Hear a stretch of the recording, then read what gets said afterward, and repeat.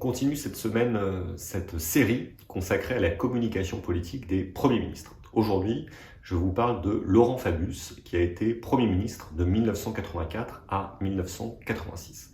Il a été Premier ministre extrêmement jeune, puisqu'il a été Premier ministre à 38 ans. Emmanuel Macron lui deviendra quelques années plus tard Président de la République à 39 ans, mais Premier ministre à 38 ans, ça fait de lui un de nos plus jeunes premiers ministres, mais je ne crois pas le plus jeune de l'histoire de la République, ça en tout cas le plus jeune de l'histoire de la Ve République.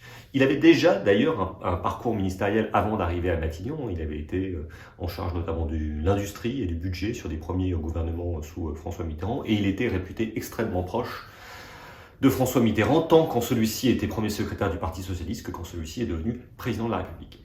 Pourquoi est-ce que je vous parle de Laurent Fabius, qui est aujourd'hui président du Conseil constitutionnel? C'est parce que Laurent Fabius, de 84 à 86, a cassé les codes de la communication politique. Il est apparu d'une incroyable modernité, par sa jeunesse, bien évidemment, par son style.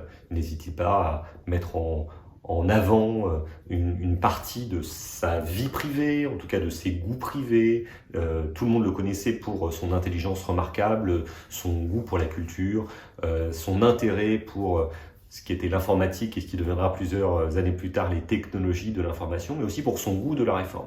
Il apparaîtra comme incroyablement dynamique et parfois même en distinction, si ce n'est en rupture, avec le président de la République François Mitterrand, ayant notamment cette phrase à un moment donné, « lui c'est lui, moi c'est moi ». Donc Laurent Fabius va être extrêmement populaire de 84 à 86, ce qui n'empêchera pas la droite de l'emporter en 1986, et il va inventer quelque chose du point de vue du style de la communication politique. Cependant, ça n'empêchera pas la défaite électorale de 86, et à partir du deuxième mandat de François Mitterrand, Laurent Fabius va rencontrer des difficultés, d'abord politiques, puisque certains au sein du Parti Socialiste vont chercher à l'empêcher d'embrasser son destin présidentiel, au sein de l'opinion publique, puisqu'il va être accablé par l'affaire du sang contaminé. Et même si au final, il n'aura aucune condamnation, il ne parviendra jamais à effacer totalement cette tache sombre qui pèse sur sa biographie. Ce n'est que quelques années plus tard, quand il deviendra ministre des Affaires étrangères, qu'il parviendra